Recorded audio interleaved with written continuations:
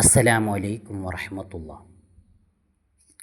സാമൂതിരി രാജകുടുംബം ജിഫിരി കുടുംബത്തോട് വലിയ ആദരവാണ് കാണിച്ചിരുന്നത്.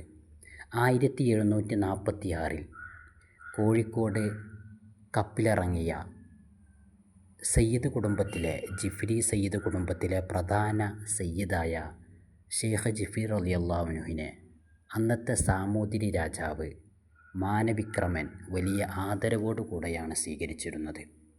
മാത്രമല്ല, തൻ്റെ നാട്ടുകാർക്ക് താങ്ങും തണലുമായി കോഴിക്കോട് സ്ഥിരതാമസമാക്കണമെന്ന് സയ്യിദിനോട് ആവശ്യപ്പെടുകയുണ്ടായി.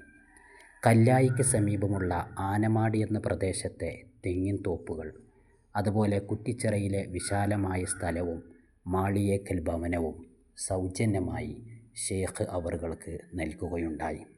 ഇതെല്ലാം ഷെയ്ഖ് ജിഫിരി റളിയല്ലാഹു അൻഹുവിനോടുള്ള ബഹുമാനവുമായി നൽകിയതാണ്. അതുകൊണ്ട് തന്നെ സാമൂതിരി രാജകുടുംബം സയ്യിദന്മാരോട് നല്ല